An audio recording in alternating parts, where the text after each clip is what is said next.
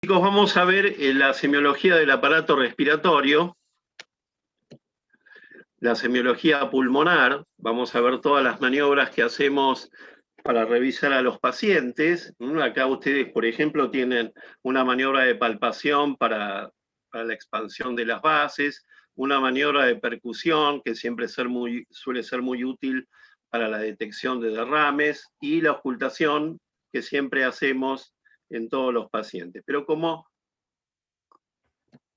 siempre ocurre en medicina, empezamos por el interrogatorio de los pacientes, en los cuales vamos a averiguar todos los datos personales, dentro de los cuales uno siempre pregunta la edad, bueno, el género ya está a la vista con la primera impresión, y siempre tenemos que preguntar cómo vive, dónde vive, si tiene agua potable, si no tiene agua potable, cómo son los sistemas de excreción de la casa, etcétera, etcétera. Para lo cual es muy importante todo eso, porque de acuerdo al medio que el paciente viva o se desempeñe, vamos a tener, por ejemplo, lugares donde es más propenso, proclive al contagio de tuberculosis y de atidosis, determinadas entes infecciosos.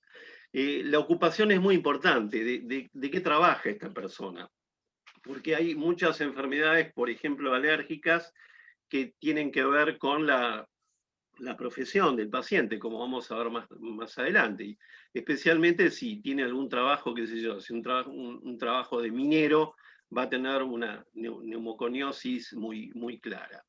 En cuanto a la ocupación, también tiene mucho que ver, como dijimos, como por ejemplo para el desarrollo de determinadas alveolitis alérgicas, como ser, por ejemplo, el pulmón del granjero, aquellos que trabajan con pájaros, con animales, el pulmón del cuidador de aves especialmente, si trabajan en temas de carpintería, la inhalación de ciertos hongos de la madera, si trabajan con acondicionadores de aire o están mucho tiempo expuestos a acondicionadores de aire en el cual no se cambian los filtros, van a tener cierta exposición a ciertos hongos como los actinomicetos termofílicos. Si seguimos con el interrogatorio, si el paciente ha tenido una cirugía reciente, y muy especialmente si es una persona grande, y muy especialmente si es una mujer y ha tenido una fractura de cuello de fémur, por ejemplo, la posibilidad de que realicen trombosis venosas, muy especialmente en los miembros inferiores, por haber estado en cama, predisponen a episodios de tromboembolismo pulmonar. Si la cirugía ha sido muy reciente y muy especialmente si la cirugía es abdominal, en la cual van a tener poco movimiento de los diafragmas por dolor o por reflejo, por lo que quieran, van a tener atelectasias, es decir, colapso de los espacios alveolares en las bases pulmonares. Bueno, ni hablar de los hábitos. Por ejemplo, en el caso del pulmón, el tabaquismo es muy importante, porque no solamente lo van a ver relacionado con el cáncer de pulmón, sino que también lo van a ver relacionado con la enfermedad pulmonar obstructiva crónica y con las fibrosis pulmonares, que vamos a ver después que tanto una como la otra tienen una cierta predisposición genética o una cierta predisposición de genes que están relacionados con la senescencia, es decir, el envejecimiento de los tejidos. Bueno, si nos vamos a enfocar en pacientes que pueden haber tenido un episodio de broncoespasmo o de asma, siempre que vamos a interrogar a ver si no ha habido algún desencadenante, como por ejemplo algún alimento. Acá tienen toda una serie de alimentos, desde el clásico huevo, leche, pescado, mariscos y sus vapores de cocción, hasta determinadas frutas y verduras, que son las frutillas, que son un poco más comunes, bueno, pero todas estas pueden tener que ver como factores desencadenantes de asma. Desde ya, y muy especialmente en los chicos, el hecho de tener infecciones virales previas, especialmente el virus sincicial respiratorio, que es muy propenso, y ustedes saben que el virus sincicial respiratorio en chicos da un cuadro de bronquiolitis, es decir, de afectación de los bronquiolos terminales, que termina con muchas veces broncoespasmo y muchas veces con atrapamiento aéreo.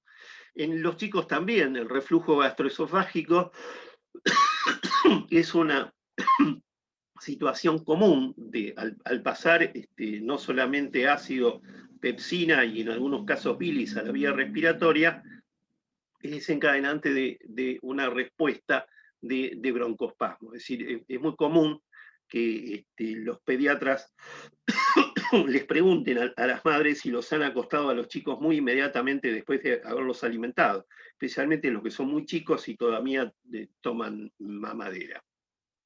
En cuanto a los fármacos, hay fármacos que dan muy distintos tipos de afectaciones pulmonares, pero los que dan reacciones de tipo asmática son todos aquellos que ustedes los van a ver que los comprimidos son de color medio amarillo. Lo mismo que cuando ustedes preparan uno de esos jugos que se disuelven, polvos de cítricos que se disuelven, porque tienen o suelen tener ese colorante que les da ese color amarillo, que es la tartrazina. En cuanto a las alergias vinculadas al hogar o a la casa, o al sitio donde viven, por ejemplo, si están en un lugar donde hay pasto, árboles, y el episodio desencadenante ocurre en los momentos, especialmente en primavera, para el caso del polen y la inhalación de los granos de polen, que como ustedes saben es la gameta masculina de las plantas. En cuanto, y siempre estas cosas ocurren en primavera y después de que las lluvias levantan los granos de polen y los mandan al aire y uno los puede inhalar. En el caso de la casa, estos pequeños ácaros, estos pequeños bichitos microscópicos, solamente los van a ver con el microscopio, con una lupa de gran aumento, que son los ácaros del polvo, que están en el polvo de la habitación. ¿Por qué están en el polvo de la habitación y por qué generalmente al hacer las camas, al levantar las frazadas y las sábanas, los inhalamos? Porque estos bichitos se alimentan de nuestra piel, se alimentan de la piel descamada, por eso se llaman dermatofagoides, porque fagocitan, se comen nuestra piel descamada. Bueno, tienen distintos otros elementos como los mohos, como los hongos. En el caso de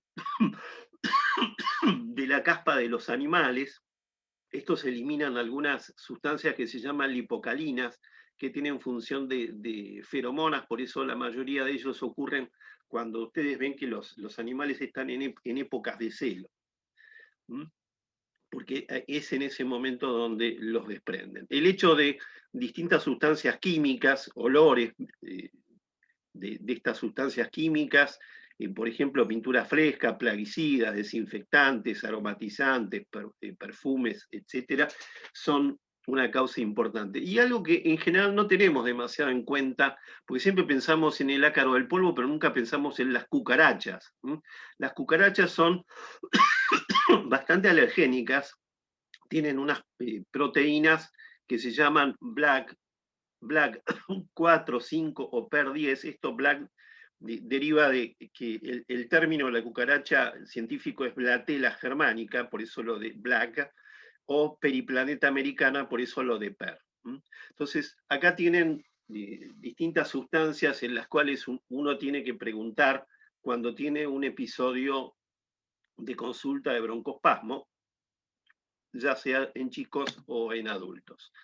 Bueno, acá tienen un ejemplo de la literatura que decían que cuando Howard Carter invadió la tumba de Tutankamón en Egipto, muchas de las personas que participaron de ese episodio fallecieron. Y entonces se hablaba de la maldición de Tutankamón. Y en realidad lo que era la maldición de Tutankamón, y por lo cual muchos de los que habían abierto y participado en la apertura de la tumba fallecieron, es que habían contraído algo que había en esa tumba, que eran distintos gérmenes, como estafilococo, pseudomonas y distintos hongos, como Aspergillus, especialmente el Aspergillus niger, que tiene que puede dar incluso unas formas bastante invasivas de los vasos sanguíneos, por eso se llaman las formas angioinvasivas de la aspergilosis, y muchos de estos enfermos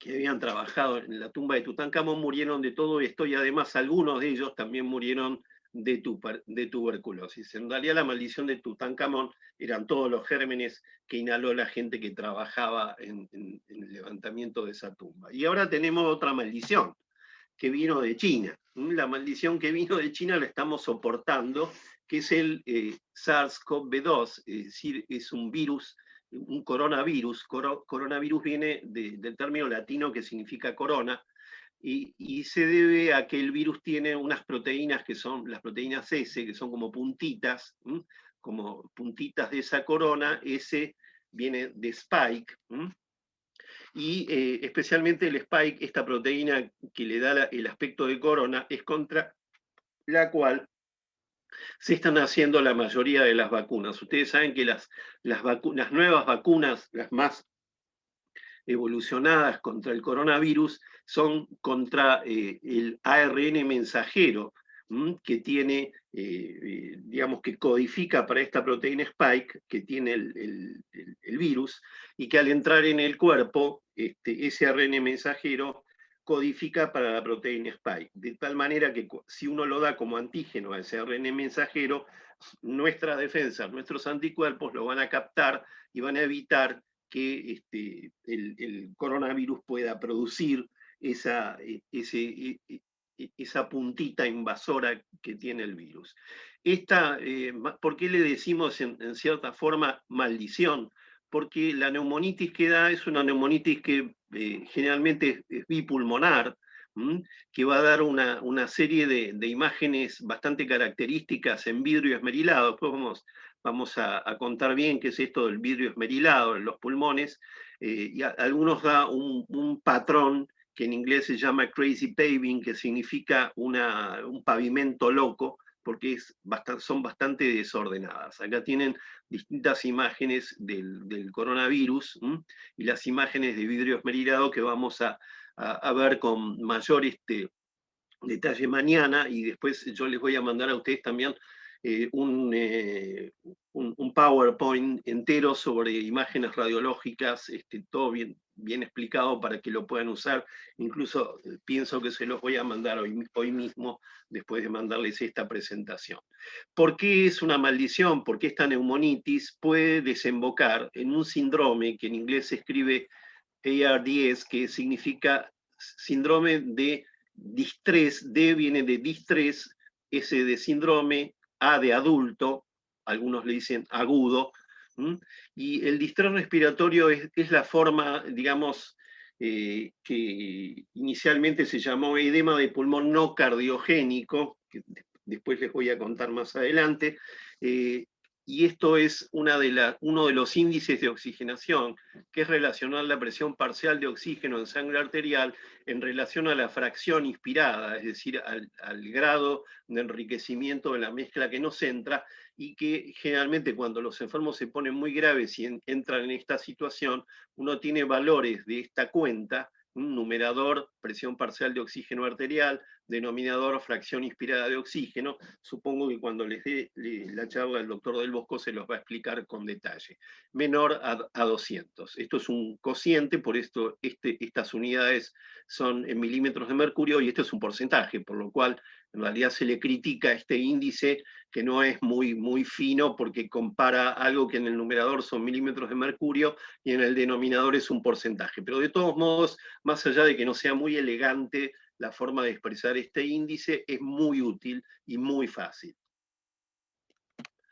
Bueno, acá les puse algunas cositas para que sepan que los pacientes sintomáticos del virus, y ahora está en plena, estamos en plena pandemia, en plena epidemia, da tos seca o tos productiva con expectoración, que es uno de los síntomas más importantes en los pacientes sintomáticos, y disnea, es decir, dificultad para respirar, lo que los pacientes refieren como falta de aire, y este signo, que es la fiebre, que digamos se lo ha valorado muchísimo, pero van a ver que no es imprescindible, es decir, no es sine qua non que uno tiene que tener fiebre. Lo concreto es que cuando un paciente tiene fiebre, puede formar, o esa fiebre puede deberse a que ha formado una entidad proteica que se llama inflamasoma o inflamosoma, y ese inflamosoma activa una caspasa que finalmente activa la producción de interleuquina 1, que es la causal de la fiebre. Pero este inflamosoma, esta estructura que se forma, puede provocar la muerte celular en un fenómeno que se llama piroptosis. Piro viene de fuego, y de la fiebre, fuego, y tosis, es decir, que piroptosis es una forma de muerte celular que ustedes van a ver en muchas afecciones, de corte autoinmune. Y siempre uno se pregunta, bueno, ¿por dónde entra ese virus? Acá tienen ustedes en este pequeño grafiquito la forma en la cual el coronavirus entra a las células, uniéndose a una exopeptidasa, que es la enzima conversora de angiotensina 1 en 2, la de tipo 2, y uniéndose a ella entra a la célula y uniéndose a otra proteína que es una serin-proteasa que tiene toda esta sigla. TM significa transmembrana, y es una serin-proteasa uniéndose a estas dos proteínas, a la ACE2, que es decir, la enzima conversora de tipo 2, y uniéndose a un tercer receptor que también existe, que es una lectina de tipo C, que se escribe LSIGN. Bueno, también ustedes se van a preguntar por qué uno de los síntomas más importantes que uno le pregunta a los enfermos, o muchas veces el enfermo mismo lo percibe y va y se hace el estudio porque está muy, muy explicitado esto en la comunicación social, es que afecta el olfato y afecta el gusto, puede dar anosmia y puede dar disgeusia. Es decir, que el enfermo se puede quedar sin olfato y se puede percibir mal o no sentir los gustos de la comida. Mucha gente ha ido a la consulta después de tener estos síntomas. Existe una proteína que se llama NSP13, que interactúa con los centros ciliares. Ustedes acá ven en esta foto los pequeños coronavirus fijándose a las cilias del epitelio respiratorio, que van perdiéndose, por eso se llama desciliación a ese proceso, que es relativamente común. Después vamos a ver que no es tan común como se cree. Y la diarrea, porque no solamente se fija a los epitelios respiratorios, sino que también se fija a los epitelios del tubo digestivo. Acá tienen este pequeño análisis, una de las docentes que les va a dar a ustedes una clase esta semana, de nuestra cátedra, la doctora Mariana Lavato, junto con Guillermina Ludueña, Paola Finocchieto, Verónica Chiaradía y Ana Pizareschi de la cátedra, una de las otras cátedras de medicina. Publicaron los primeros 100 casos de coronavirus en la Argentina. Acá tienen ustedes los primeros 100 pacientes, aquellos que entraron a la consulta sintomáticos y aquellos que hicieron neumonía. Acá tienen los antecedentes, que como corresponde: hipertensión, diabetes, enfermedad coronaria, insuficiencia cardíaca, accidentes cerebrovasculares, EPOC, asma, fumadores actuales, pacientes con enfermedad renal crónica, pacientes con una neoplasia activa y obesos, y todos los porcentajes totales, que acá es bastante fácil porque como son 100, el numerito que ustedes vean es el porcentaje. Y acá tienen todos los síntomas que tenían los pacientes. Como ven, la fiebre, si bien es muy común, la vieron en el 53%, es decir, que uno puede tener esto y no tener fiebre. Dificultades para tragar, rinitis, tos, astenia, mialgias, cefalea, disnea. La disnea sí fue bastante frecuente, el 22% la tenía, y problemas para tragar también, el 26% la tenía. Bueno, diarrea, como ven ustedes, anosmia y digeusia. es un porcentaje de 12% y de 14%. Los españoles, que fueron uno de los primeros en registrar los síntomas estos en los enfermos de ellos, en realidad en las series de los españoles llegaban hasta el 60-70%. En el caso de los primeros 100 pacientes que entraron a nuestro hospital y que se publicaron en la revista Medicina, acá tienen las citas si quieren leer el trabajo, eran bastante menores. Bueno, un paciente puede tener síntomas que no dependan de lo respiratorio y tener un problema respiratorio, especialmente cáncer. Por ejemplo, los síndromes paraneoplásicos, anorexia, pérdida de peso, caquexia, fiebre, síndromes endocrinos como la hiperfunción suprarrenal, es decir, síndrome de Cushing, en realidad no es que tengan una hiperfunción suprarrenal en sí, sino que los tumores son tumores productores de ACTH y entonces producen un síntoma de hipercortisolismo. Lo mismo de producción de hormona antidiurética, por lo cual tienen síndromes de secreción inadecuada. Es bastante frecuente que muchos de los tumores cursen con hipercalcemia, que les cause deshidratación, porque el calcio al excretarse arrastra líquido, arrastra agua, y algunos fenómenos de excitabilidad neuromuscular. Síndromes neurológicos como neuropatías periféricas. Algunos hacen cuadros miasteniformes, es decir, como si fuera una miastenia gravis, pero no dependiendo de anticuerpos contra el receptor, sino que son anticuerpos contra el transportador de calcio de las terminaciones nerviosas. Eso se llama síndrome de Eaton-Lambert o Lambert-Eaton. Mononeuritis múltiple es una neuritis salpicada, que no sigue un ordenamiento, primero este brazo, después la otra pierna. Esos son cuadros que muchas veces están vinculados a cáncer de pulmón. Anemia, policitemia, reacciones leucoritroblásticas, trombocitosis y eosinofilia. Muchos se asocian con coagulación intravascular diseminada, es decir, especialmente la exteriorizada a través de síndromes vasculares en los extremos de los dedos. Síndromes de hipercoagulabilidad, por lo cual uno muchas veces tiene esa trombosis que les mencionamos en los pacientes que están en cama por operaciones, pero también muchos de ellos es porque tienen un cáncer de pulmón. Los dedos en palillos de tambor los vamos a ver después con cierto detalle, eso es acropaquia, y una forma de llamarlo también es osteoartropatía hipertrofiante néumica. Síndromes cutáneos como distintas lesiones de hipertricosis, el eritema giratum, acroqueratosis, prurito y urticaria, y algunas manifestaciones generales, por ejemplo, algunos cánceres se pueden dar síndromes de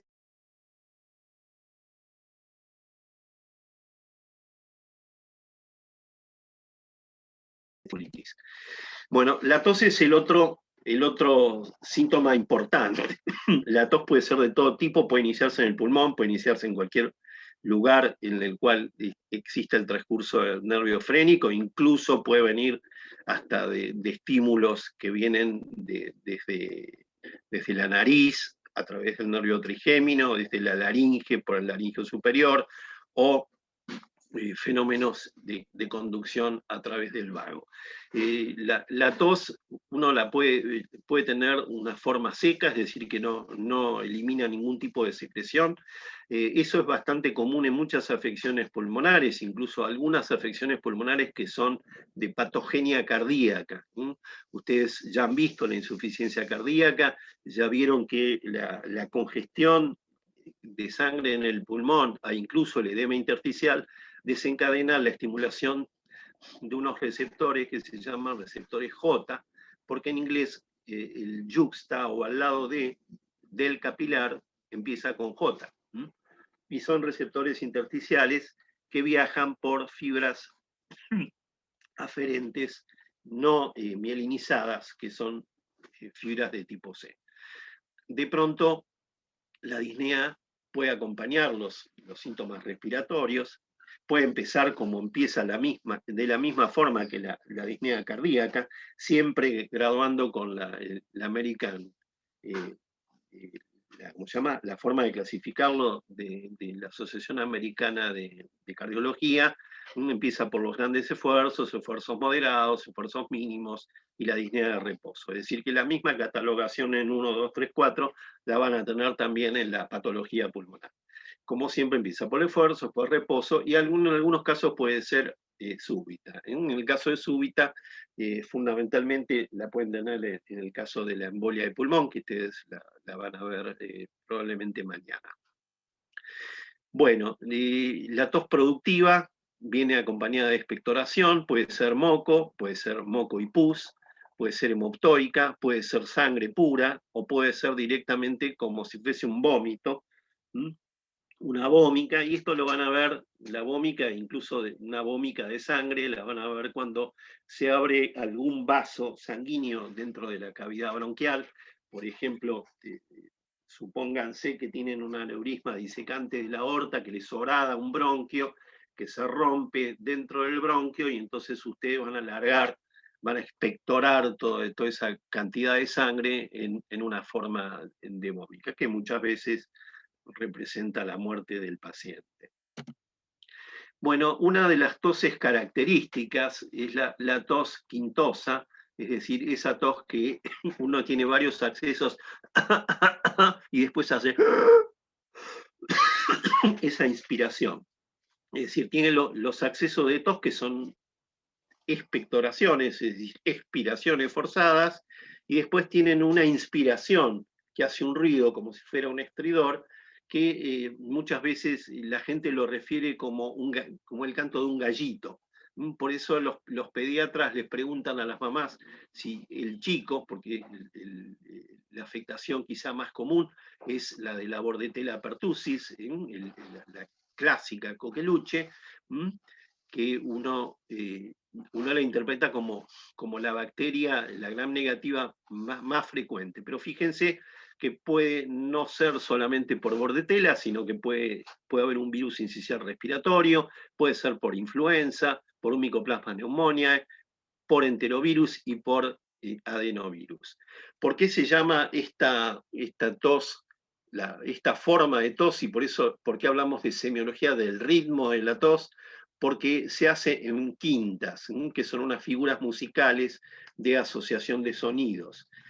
¿Por qué se la llama tos ferina? Porque se la comparó con la tos de las fieras, convulsa porque todas esas expiraciones que se van agrupando en quintas son como convulsiones. ¿Y de dónde viene el nombre coqueluche? Viene de un término francés, coqueluche, que significa capucha. Y esto es porque a los enfermos que tenían tuberculosis en cierta época se los escondía para que no se los viera, se los ponía en guetos aislados y se les ponía capuchas para que no fueran reconocidos. Por eso coqueluche significa capucha. Y el gallito, el reprise, es esa inspiración en forma de estridor inspiratorio que tienen los pacientes con este síndrome.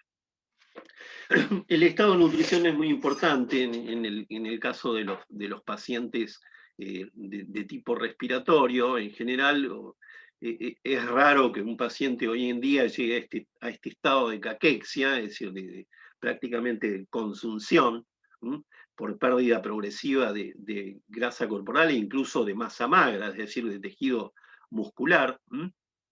Y en general es consecuencia de este estado, no solamente de un estado de desnutrición, sino que se producen una gran cantidad de estos mediadores a los cuales llamamos citoquinas, que produce muchas veces el huésped, como por ejemplo el famoso factor de necrosis tumoral o caquetina, TNF es Tumor Necrosis Factor, otras interleuquinas como la 6, la 1 y el interferón gamma están involucrados por parte del huésped, y lo que es curioso que ha aparecido en los últimos años es que también contribuyen a la caquexia algunas proteínas que tienen que ver con acciones lipolíticas, es decir, de consumción de la grasa, como ser, por ejemplo, la ZAC con Z, porque es zinc, alfa-2 glicoproteína, o Lipid Mobilizing Factor, LMF, o Proteolysis Inducing Factor.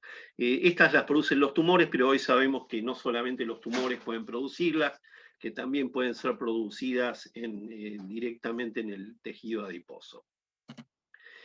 En el caso del estado de nutrición del otro lado, es decir, del estado de nutrición con exceso de peso, y acá tenemos en este diapositivo los dos extremos. Acá tienen un médico de la antigüedad que ve, por ejemplo, este paciente que está con tos, está consumido. Una de las primeras cosas que piensa, dice, qué delgado está este paciente, debe estar tísico. La tisis era la tuberculosis. Pero hoy sabemos que un paciente no necesita estar tísico, flaco y consumido para tener tuberculosis, porque una de las cosas que sabemos hoy en día es que el tejido adiposo, y acá les pongo unos cuadros de este hombre, de este artista Fernando Botero, colombiano, que pintó generalmente figuras con exceso de peso, que el tejido adiposo puede albergar bacilos de Koch en un estado latente, en un estado durmiente. Y por eso muchas veces los viejos clínicos decían, bueno, este debe tener tuberculosis. En ese momento no existían fármacos para la tuberculosis, hagámosle engordar. ¿Por qué? Porque el bacilo de Koch, cuando el paciente empieza a aumentar el peso y a sintetizar tejido adiposo, puede trasladarse del pulmón al tejido adiposo y guardarse en estado latente. Otro de los excesos de peso que se asocian con patología respiratoria son aquellos que tienen trastornos del sueño, que hacen apneas durante el sueño, es decir, paran de respirar. En esos momentos de apnea del sueño se produce insaturación arterial y acúmulo de CO2, es decir, hipercapnia, que puede llevar a hipertensión pulmonar, que es el problema más serio que tienen los enfermos con este síndrome, al cual se denominó síndrome de Pickwick en honor a uno de los cuentos de Charles Dickens, que era los papeles o los libros de Pickwick. Acá está un cuadro de la época en el cual está Mr. Pickwick contando sus escritos como buen inglés, siempre clubes y siempre con relatos. Uno de los personajes de los libros de Pickwick era el gordito Joe, que es y el gordito Joe, una de las cosas que le pasaba es que se quedaba dormido, y cuando se quedaba dormido no respiraba. Y otra de las patologías que suelen tener, ojo, no todos los que tienen este síndrome son personas con sobrepeso. Existen, por supuesto, personas delgadas que también pueden tener este síndrome de apnea-sueño. Y acá tienen un ejemplo de alguien que ronca de noche, y el ejemplo más típico entre los animales que ronca de noche es el bulldog, precisamente porque tiene una patología obstructiva de la vía aérea superior que está asociada en muchos casos a este síndrome y que hace que una de las formas de tratarlo sea con colocación de presiones positivas en la vía aérea, especialmente durante el sueño, para que no se les provoque la obstrucción. Acá tienen registros del flujo respiratorio, acá tienen las apneas, y acá tienen cómo insaturan de oxígeno los enfermos que tienen este cuadro, este síndrome de Pickwick. Lo más grave, como les dije, es la hipertensión pulmonar, que produce falla, primero hipertrofia del ventrículo derecho y después falla ventricular derecha. ¿Qué hacemos con estos enfermos cuando sospechamos esta patología? Lo mandamos a hacer un estudio de sueño, que acá tienen los registros de este estudio de sueño. Y el tratamiento, como les dije, suele ser una forma de provocar una presión positiva en expiración para que la vía aérea alta, especialmente la parte de faringe, no colapse y no dé una obstrucción. Bueno, la simple inspección del paciente es bastante característica cuando los enfermos con enfermedad pulmonar obstructiva crónica ya han desarrollado el cuadro. La gran mayoría de los enfermos con enfermedad pulmonar obstructiva crónica que uno tiene presente son los los abotagados azules, es decir, los pacientes que suelen ser en general pacientes de mayor edad, que han sido grandes fumadores y que viven tosiendo, viven expectorando. Son muchas veces esos viejitos impresentables que nadie invita a una fiesta porque están todo el día escupiendo y es desagradable. Y son los que tienen bronquitis crónica, fundamentalmente en su patología. Se los llama abotagados azules porque hacen cianosis, de ahí lo de azul, cianosis de tipo central, cuando insaturan de acuerdo al trastorno de la ventilación-perfusión que tienen, suelen tener mezclas de estos dos casos con estos otros que se llaman los pink puffers, es decir, los sopladores rosados. Estos términos de extremos de patología pulmonar que nunca son puros, generalmente tienen las dos cosas juntas, los enfermos con enfermedad pulmonar obstructiva crónica. Recordemos que, bueno, lo vamos a ver cuando veamos funcional respiratorio, que una de las formas de diagnosticar que ya está instalada es hacer un funcional respiratorio con una patente obstructiva. Bueno, los sopladores rosados son fundamentalmente enfisematosos. ¿Por qué rosados? Porque generalmente uno no los ve en insaturación, pero estos son en realidad un poco más peligrosos en el sentido que van instalando la hipertrofia ventricular derecha, lo van haciendo con el tiempo y a veces mueren sin que uno lo tenga previsto. Este es más previsible, porque hace varias crisis por año. Y acá tienen todas las características que tienen ambos casos de ambos pacientes descritos por Anthony Dornshort, que es un profesor de medicina inglés. La cianosis en la inspección es otra cosa bastante tardía de descubrir la insuficiencia respiratoria. Uno nunca debe esperar en hacer el diagnóstico de insuficiencia respiratoria, que fundamentalmente es gasométrico o saturométrico, es decir, que uno le pone el oxímetro de pulso y constata la insaturación de la hemoglobina. Uno nunca debe esperar a que el enfermo esté cianótico para hacer ese diagnóstico, pero acá tienen un típico soplador,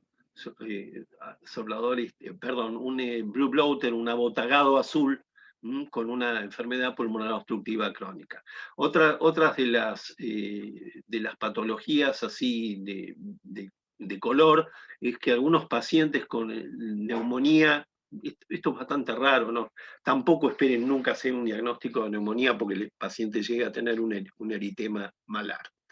La otra cosa que puede acompañarse en sí de cianosis o no es un edema más bien localizado en el cuerpo, a veces también con cambios de color en la piel del cuerpo, un edema que puede ser cianótico o no necesariamente, que tienen pequeñas dilataciones venosas que se llaman telangiectasias y que suele ser causado por la compresión de la vena cava superior. Puede ser un cáncer de pulmón, puede ser un linfosarcoma o puede ser cualquier otra cosa que comprima la vena cava superior. El edema que se produce es fundamentalmente por la compresión venosa que obliga a la salida del líquido de los vasos, y este edema se lo llama edema en esclavina. Acá tienen el síndrome de la vena cava superior. Esclavina era también así como dijimos que coqueluche era una capa que se les ponía a los enfermos para esconderlos. Esclavina era lo que le ponían a los esclavos, muchas veces estas capas, que después se pusieron ustedes van a ver, si las chicas especialmente, que hay algunos vestimentas de este tipo que se han puesto de moda en los últimos años, pero esclavina es porque se lo ponían a los esclavos, este tipo digamos, de vestimenta que hacía como un aspecto cónico en la vestimenta, que es más o menos como es lo que hace el edema en esclavina en estos pacientes. El síndrome de Pankos-Tobías suele ser un síndrome en que uno puede predecirlo cuando viene a la consulta un paciente con una patología de la cadena simpática en el cuello, que es el síndrome de Claude Bernard Horner o síndrome de Horner. Horner era inglés, Claude Bernard era francés, por eso que ustedes, la mayoría referencias de la literatura que van a ver es Horner, y más que Claude Bernard Horner. El Claude Bernard Horner puede ir acompañado del otro lado del síndrome del Arlequín o no. El Claude Bernard Horner generalmente es un síndrome que tiene pupilas chiquitas, es decir, miosis, caída de los párpados, sequedad, el ojo que parece que se fuera para adentro, y suele ser un compromiso, una compresión del cáncer de pulmón, del vértice de pulmón, acá lo tienen,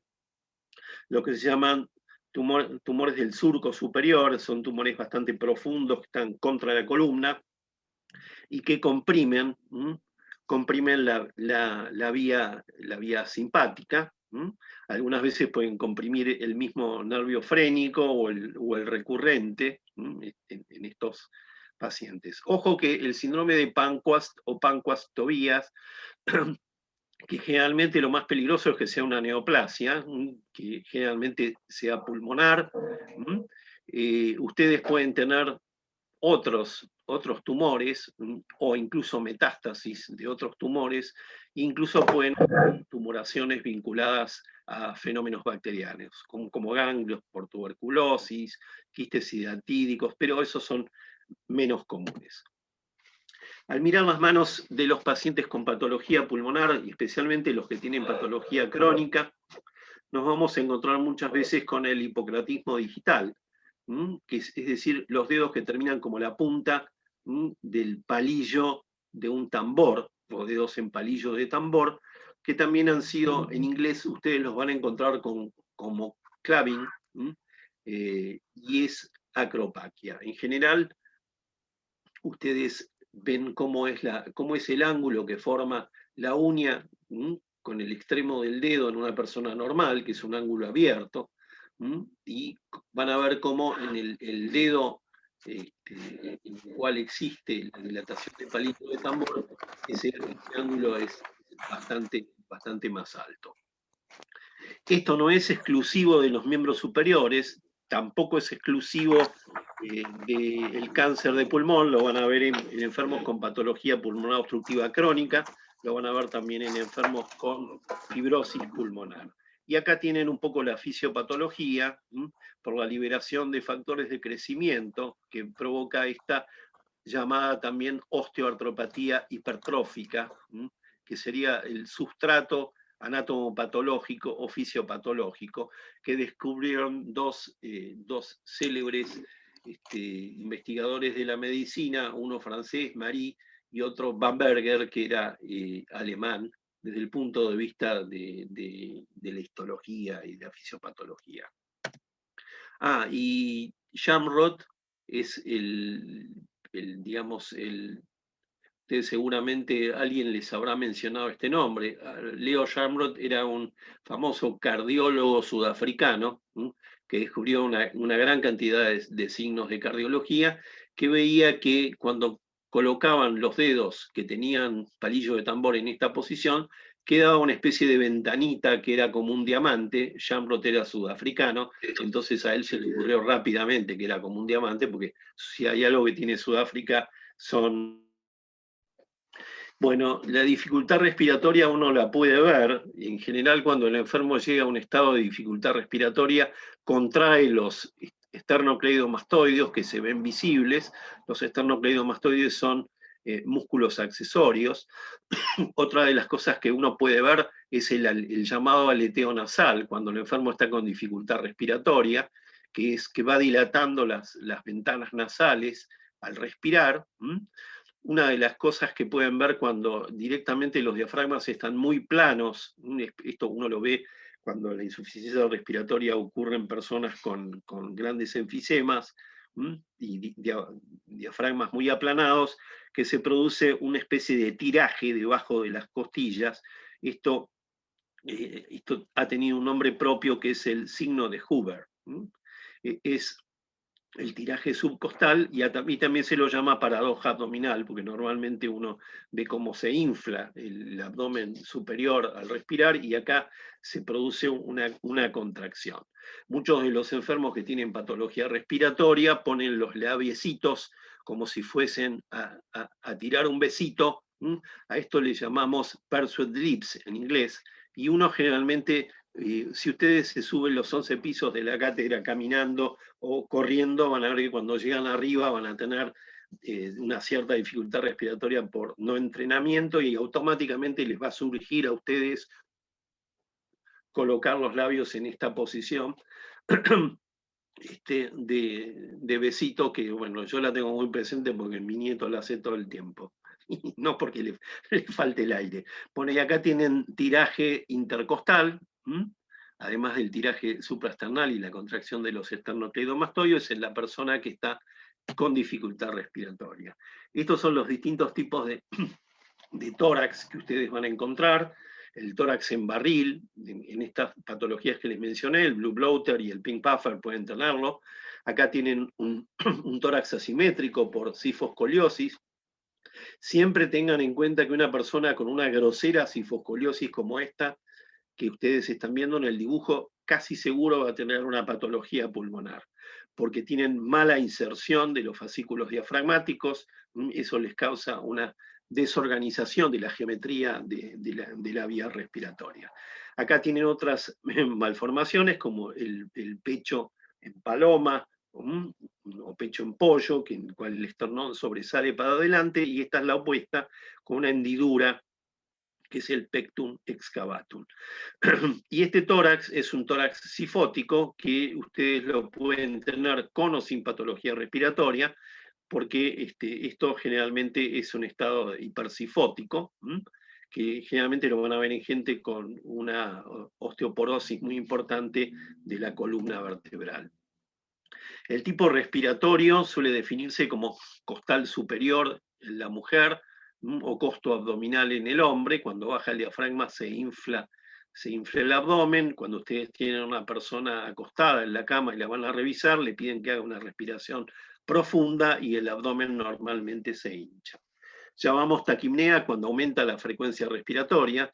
Siempre que ustedes tengan una agitación, como decimos comúnmente, es que aumenta la frecuencia respiratoria. El problema de la taquipnea no es cuando uno está en el ejercicio, que siempre ocurre, sino que el problema de la taquipnea es cuando uno la tiene en reposo. La taquipnea, el aumento del número de respiraciones por minuto, el aumento de la frecuencia respiratoria, es bastante característico de cualquier tipo de insuficiencia respiratoria.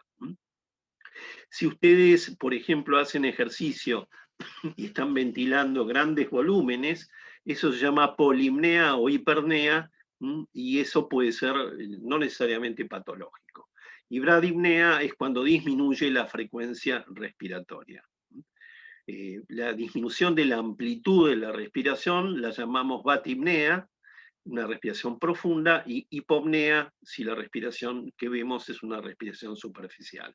En general, los enfermos con patología respiratoria, y eso es bastante característico en la fibrosis, uno lo que tiene es una respiración rápida, es decir, uno tiene taquipnea y superficial.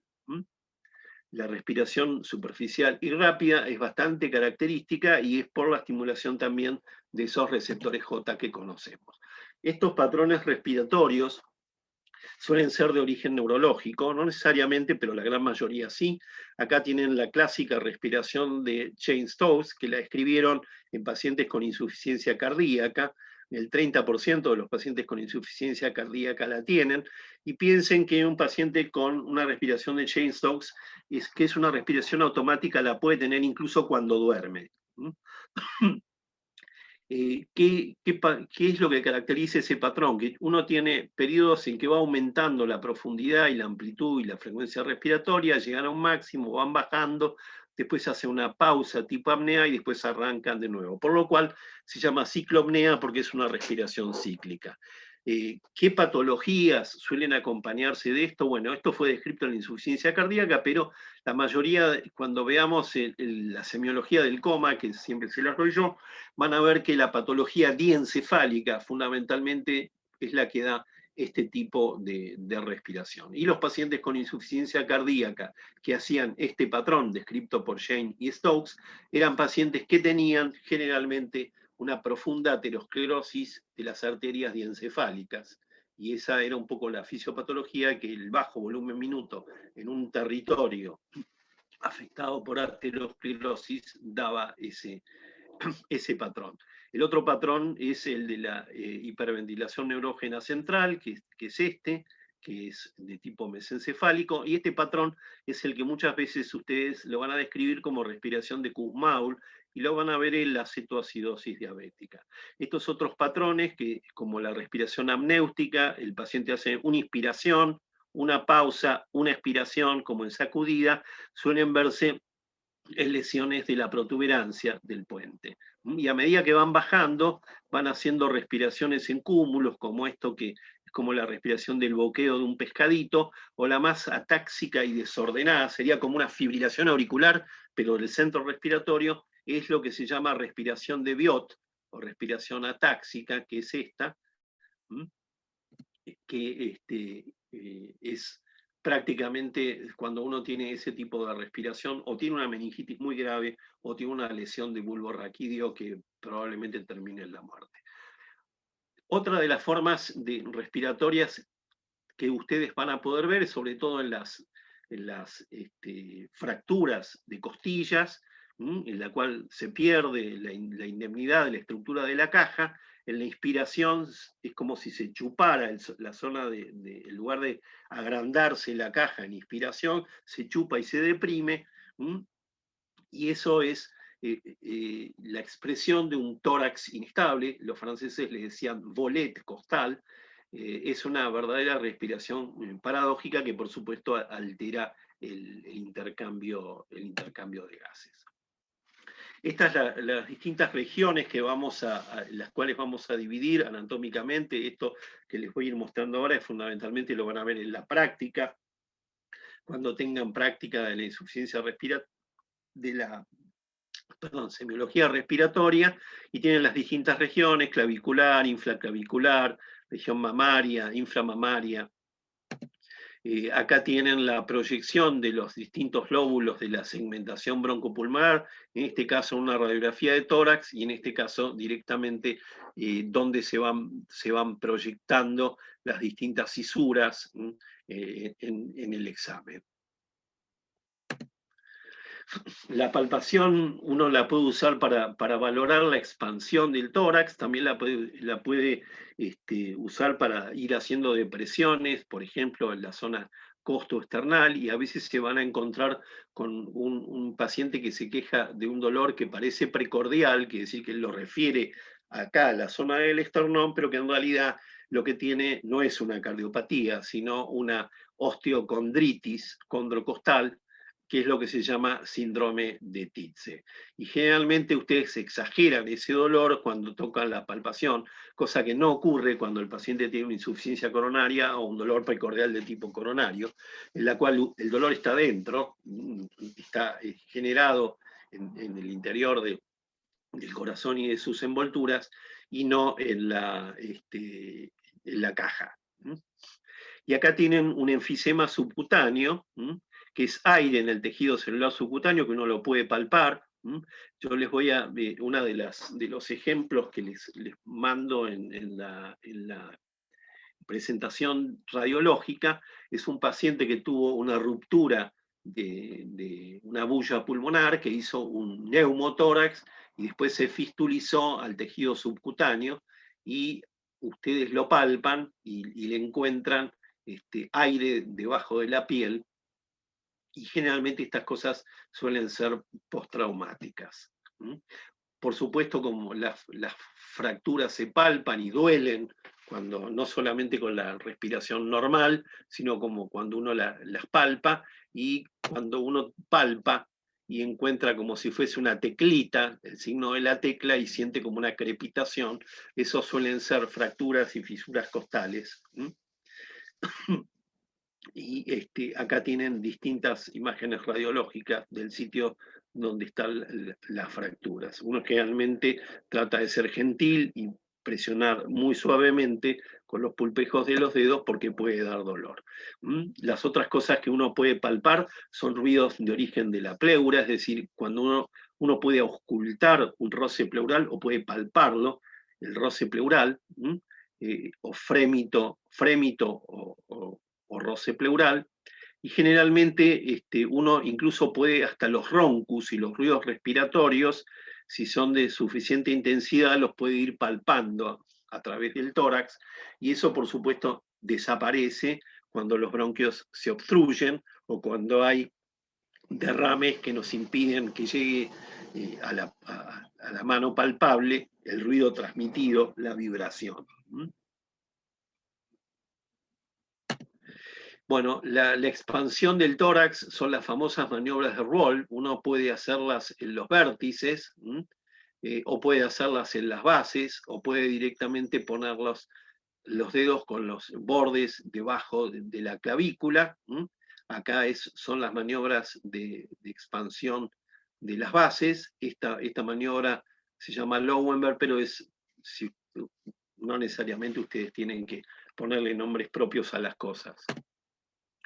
Bueno, otra de las formas de palpar ruidos es la palpación de la voz. Así como ustedes pueden escuchar la voz y le piden al enfermo ese famoso diga 33, ustedes pueden palpar las vibraciones vocales.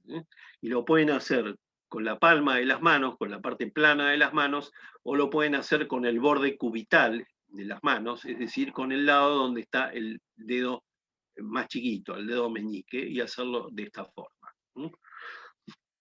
Lo pueden hacer. Las vibraciones vocales, tanto auscultatorias como en el caso de las palpatorias, según un viejo dicho, son como las gallinas. ¿Por qué? Porque si hay un síndrome de condensación que permite transmitir bien el ruido, se palpan y se escuchan muy bien. Es decir, el aumento de las vibraciones vocales, si el bronquio está permeable, uno lo puede palpar o lo puede auscultar. Entonces, las gallinas corren bien en el terreno firme, la condensación. Si uno lo que tiene es un enfisema o un neumotórax, por supuesto no las van a palpar, ni las van a escuchar. Por eso la gallina vuela mal en el aire. Cuando hay enfisema, cuando hay neumotórax, y cuando hay un derrame pleural, directamente se ahogan, no se escuchan. La percusión es algo que a ustedes les encanta cuando hacemos la práctica de todo esto, porque es poner la mano con los dedos apoyadas sobre el tórax, utilizar el dedo índice y percutir con el dedo medio sobre el dedo índice, y va a darles un sonido. ¿Por qué? Porque el tórax actúa como una caja de resonancia, y precisamente Leopoldo Auenbrugger, que inventó este método en 1761, él vivía en la casa, el padre fabricaba vinos, y entonces percutían los tambores, los toneles de vino, y en el lugar donde estaba el vino se escuchaba un ruido sordo, un ruido mate, y en el lado donde no había nada y había aire, se escuchaba un ruido sonoro. Entonces, uno de los dedos se llama el dedo plexímetro y el otro se llama el dedo percutor. Esto es bastante característico y típico, lo van a hacer en todas las áreas de percusión normales, y quizás una de los sonidos más típicos es la matidez, es ese ruido sordo que uno percute cuando uno tiene un derrame o cuando tiene una condensación que está bastante próxima a la superficie para poder obtener ese ruido sordo, y el ruido normal es un ruido de aire, un pulmón aireado que se llama sonoridad. Timpanismo es cuando el aire ese es bastante más musical, y eso lo van a tener, por ejemplo, cuando hay aire libre o a presión, y lo van a encontrar directamente si ustedes percuten en la zona del espacio semilunar de Traube, que suele ser simpático porque les está proyectando la cámara aérea gástrica. Bueno, la matidez la van a encontrar en la neumonía, también la van a encontrar en la telectasia, pero la diferencia es que como la telectasia se suele acompañar de un bronquio obstruido, de un bronquio tapado, no se escucha el murmullo vesicular normal y tampoco se escucha la voz. En el caso de la neumonía, como conduce muy bien esos ruidos, ustedes van a escuchar el soplo tubario clásico de la neumonía, y van a escuchar un aumento de la transmisión de la voz. En el caso de la percusión de los últimos espacios intercostales, que normalmente son mate, ustedes pueden encontrar una ausencia de esa matidez y van a encontrar un ruido de aire. Esto se llama signo de Jobert, y esto les dice que hay aire interpuesto entre el diafragma y el pulmón, y eso es un ruido que puede ser incluso bien sonoro, bien timpánico, y eso es lo que les está diciendo que hay un neumoperitoneo. Por ejemplo, cuando se perforó una úlcera en el estómago, ustedes van a encontrar aire debajo de los dos diafragmas, pero del lado donde está la matidez hepática que ustedes percuten, lo que van a encontrar es timpanismo. Otra cosa que pueden encontrar es que exista también timpanismo, y que no sea porque el aire ese está libre en la cavidad peritoneal, sino porque está metido dentro de un colon muy dilatado, un colon transverso muy dilatado, y eso se llama el síndrome de Chilaiditi, que se puede acompañar con dolor abdominal, distensión, etcétera, etcétera, y en ese caso ya le ponemos el nombre de un síndrome. La otra cosa para la cual sirve muchísimo la percusión de un tórax es para encontrar un derrame pleural. En el derrame pleural se produce la matidez, que va teniendo un límite superior en forma de como una parábola, que es lo que se llama la línea de Damoiseau-Ellis. Y la cosa más típica que ustedes van a encontrar es que la matidez esta, si el líquido está libre, y ustedes lo cambian de posición al enfermo, esa matidez, ese borde se va desplazando. Por ejemplo, ustedes lo pusieron de cúbito lateral y el borde superior se va desplazando. Perdón, ¿le hago una pregunta? Es lo que se llama el signo del desnivel. ¿Le hago una Cuando el pregunta? derrame ese está libre. El borde, acuérdense, el borde es lo que se llama la curva de Damoiseau-Ellis, y una de las cosas típicas que uno encuentra cuando hay un derrame pleural, un acúmulo de líquido entre las hojas de la pleura, es que la columna, que normalmente tiene que ser sonora, está mate. Le hago una pregunta, doctor. ¿Qué significa que esté la matidez? La matidez si vos ponés, cuando pongas el dedito, por ejemplo, hacelo poniendo tu índice de tu mano izquierda apoyado sobre tu rodilla y con el dedo percutor vas percutiendo. Ese sonido es que no me va a salir acá por la televisión, pero hacelo vos en tu No, yo me casa. estoy escuchando. Ese sonido sordo, Claro, ese sonido sordo se llama matidez. bien. Ese sonido sordo es el que vas a encontrar cuando tengas líquido, y si vos haces lo mismo en tu pulmón, vas a escuchar un ruido sonoro. Y si vos haces lo mismo sobre tu espacio semilunar de Traube, Sí. tu borde inferior, vas a encontrar timpanismo. Eso lo vas a aprender cuando hagas la parte práctica, pero Claro. sin duda anda practicando. Bárbaro, Bueno, gracias. acá tienen los distintos porcentajes de exactitud diagnóstica. Vamos rápidamente a ver si terminamos, porque empecé un poco más tarde por problemas de conexión. La ocultación pulmonar, ustedes van a seguir las distintas secuencias. Fíjense que acá está, los primeros estetoscopios eran en realidad tubos, empezaron con tubos de diario enroscados, después los hicieron con madera, y después, bueno, terminamos con el estetoscopio moderno, que tiene una campana y que tiene una membrana, y que seguramente ustedes, cuando vieron cardiología, vieron que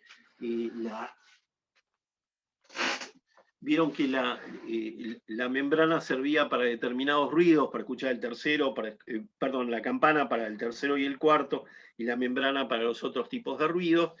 Bueno, en el pulmón no tenemos tanta exquisitez, usamos simplemente generalmente la membrana. Si nosotros ponemos el estetoscopio acá en el cuello, vamos a escuchar la respiración laringotraqueal. Esa misma respiración, que es bastante ruda, si nosotros la escuchamos más abajo en el pulmón, en general en el pulmón más abajo no lo vamos a escuchar porque se va a ir atenuando hasta desaparecer, pero si la escuchamos abajo, esta misma respiración laringotraqueal, la escuchamos abajo en un lugar donde encontramos matidez y el enfermo tiene un síndrome de condensación y lo vamos a sospechar. ¿Por qué?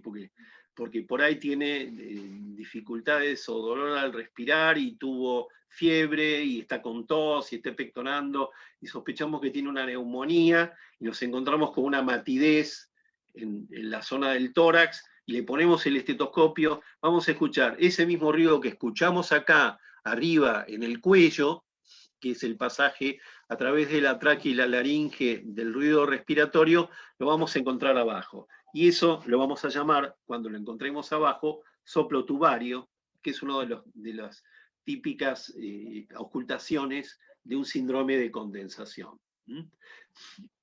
Muchas veces vamos a encontrar la sonoridad típica, la vamos a encontrar disminuida o abolida, ya sea porque no puede producirse el ruido, o porque no puede transmitirse el ruido, o porque directamente hay una atelectasia total de un pulmón, como vemos por ejemplo aquí, que nos impide escucharlo. Y supónganse que ustedes tienen una persona que fue operada de un cáncer y que le sacaron todo un pulmón. El otro pulmón, el pulmón remanente, va a ser un ruido más impactante, más intenso, y le decimos pulmón vicariante porque está reemplazando, está supliendo y hace al otro pulmón que quedó, y la respiración, la entrada del mullo vesicular es más intenso. Bueno, el soplo o respiración laringotraqueal se las mencioné, se llama soplo tubario cuando está en el medio de una condensación.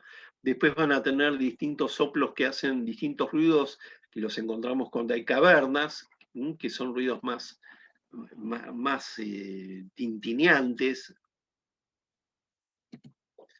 Esto es la forma de referir los ruidos agregados o adventicios, según la distinta nomenclatura mundial. Nuestros libros de semiología lo llamaban rales o rales crepitantes. Los textos en inglés le dicen crackles a los estertores finos. Los de la vía aérea suelen llamarse estertores gruesos, o coarse crackles en inglés, o rales bullosos o subcrepitantes. Y las sibilancias, que son esos ruidos resoplantes, que uno encuentra en la patología respiratoria, van a tener, digamos, en el asma, esos chiflidos a los cuales llamamos sibilancias, que en inglés le dicen wheezes, y rales sibilantes en francés. Y los más graves, que son los roncus, son los de vía aérea más gruesa. Acá tienen sibilancias, roncus, estertores.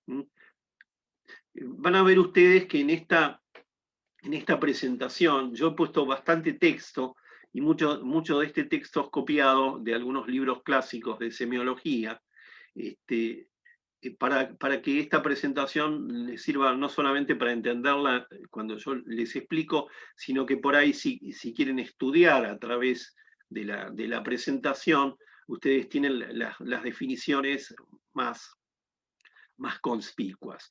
Existen algunos estertores a los cuales llamamos estertores de tipo crepitante, que son los que uno escucha en la vía aérea más baja, o en algunos bronquios terminales, o ya directamente en el comienzo de los alvéolos.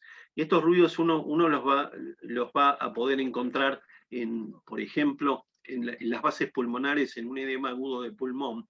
Y estos crackles, estos ruidos, son como si ustedes despegaran dos hojas de velcro.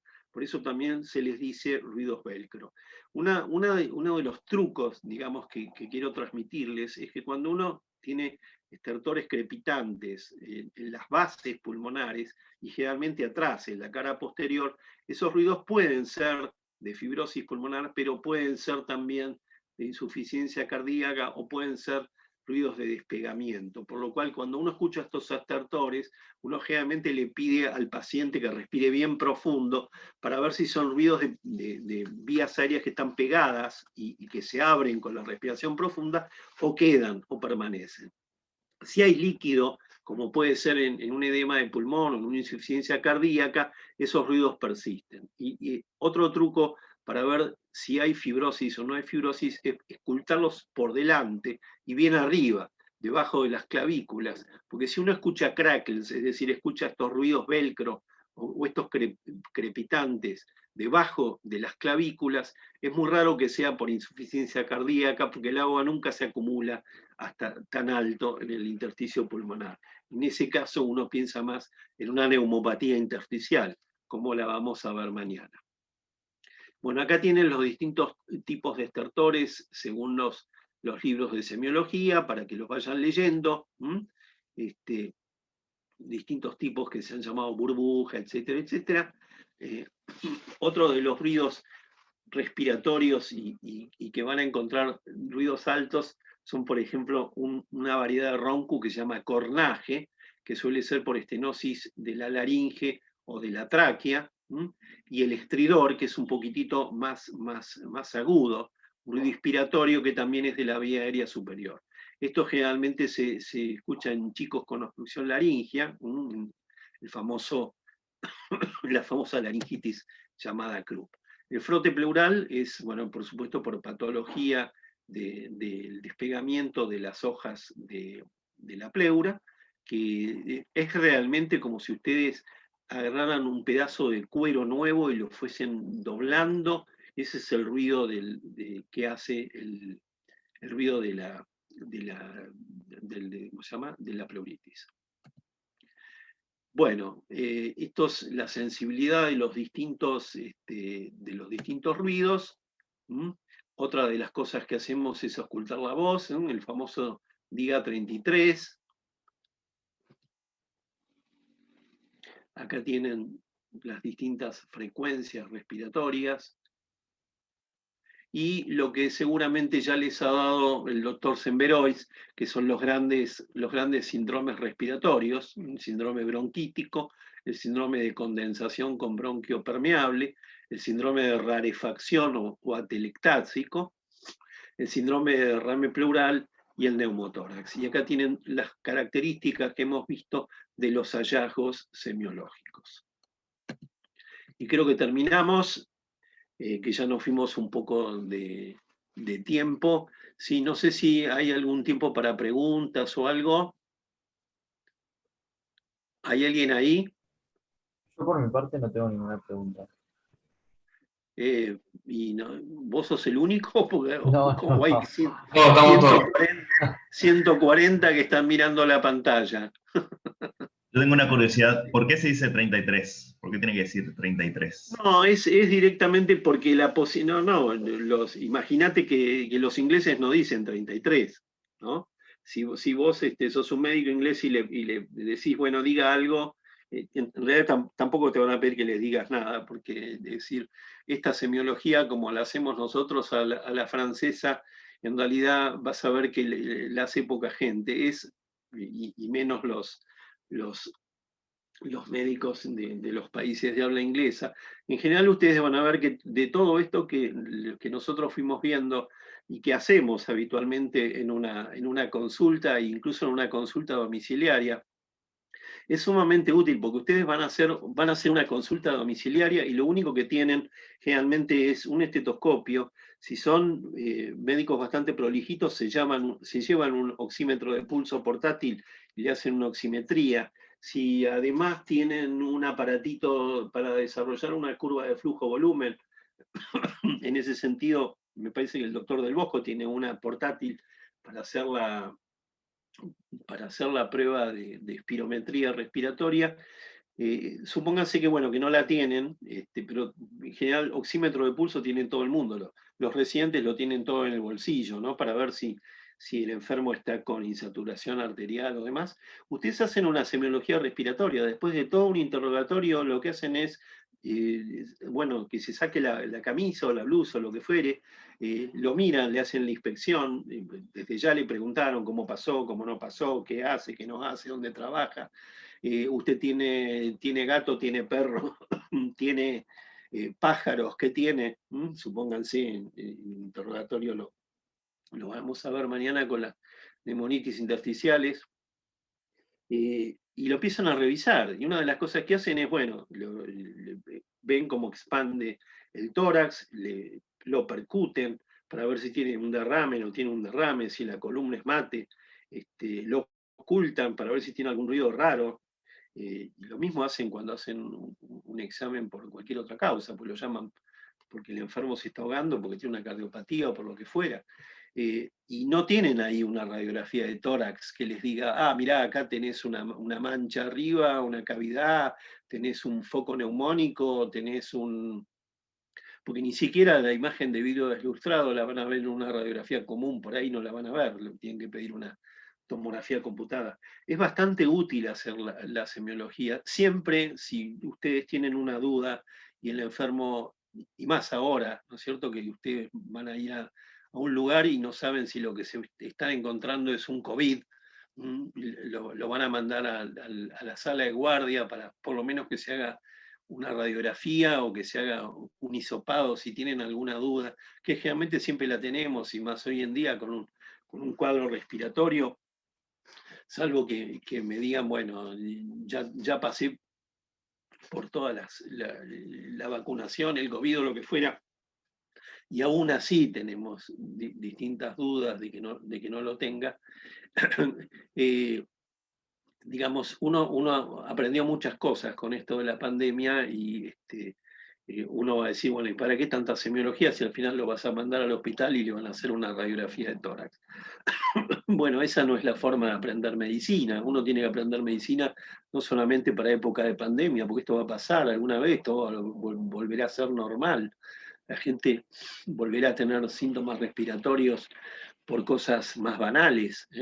Y ustedes van a ser médicos no solamente ahora en la pandemia, sino dentro de los 10 años que siguen a la pandemia, más ustedes que son jóvenes.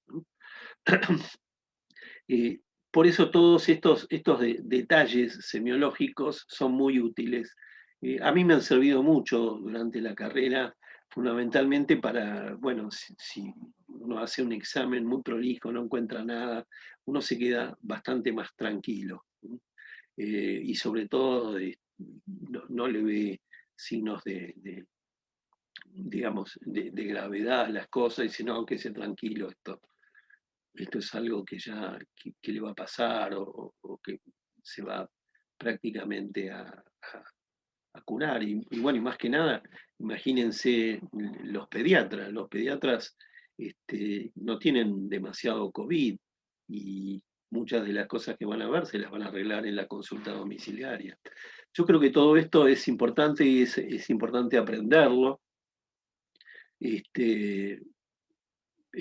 muy lindo todo el resto de la medicina, pero la semiología es la base para atender a cualquier paciente. Y no solamente aprender a hacer las maniobras, sino aprender a hacer un muy buen interrogatorio. Un muy buen interrogatorio a ustedes les salva la mitad de la consulta. Bueno, no sé si hay alguna pregunta más o directamente salimos. ¿Cómo hacemos? Díganme. Yo tengo una pequeña pregunta más, si puede Dale. ser sobre acropaquia. La acropaquia, digamos, cuando revierte lo que la está causando, ¿vuelven a la normalidad la forma En general no.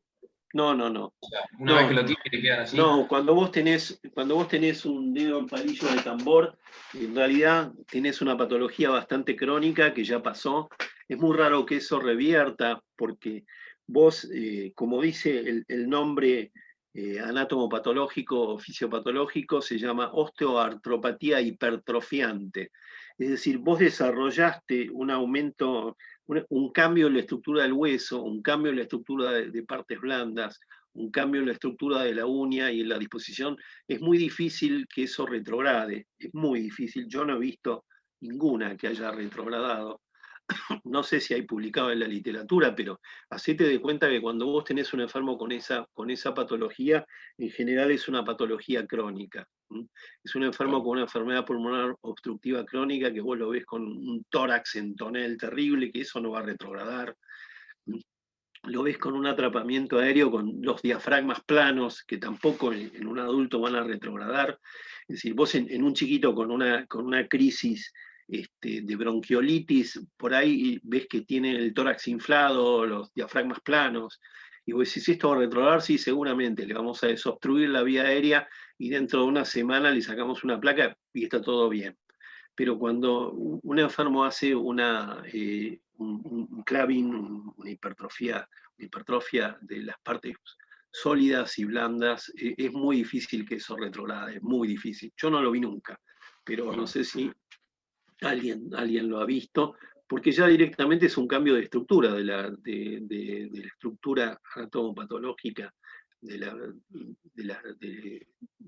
aparato locomotor, lo que te está pasando. Y vos eliminaste una enorme cantidad de factores de transcripción, especialmente factores hipertrofiantes, platelet derived growth factor, connective tissue growth factor, que han actuado y ya han producido lo que tenían que producir, y bueno, por ahí podrán bajar esos factores de la circulación, cosa que en general es una patología bastante crónica.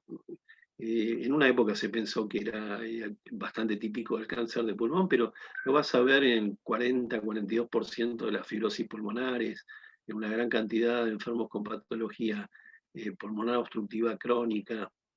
Y la gran mayoría, como vamos a ver mañana con las fibrosis pulmonares y las neumonitis intersticiales, vos lo que tenés es una predisposición, seguramente una predisposición genética, es decir, no todo el mundo hace.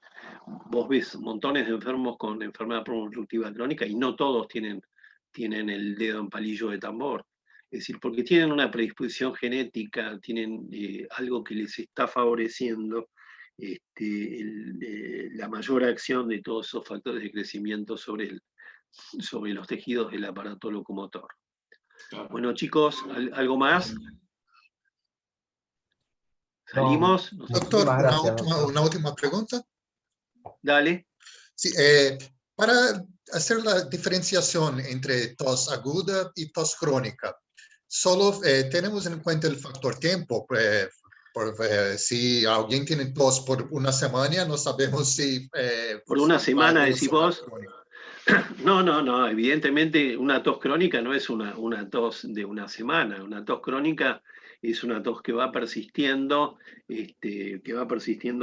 varios meses.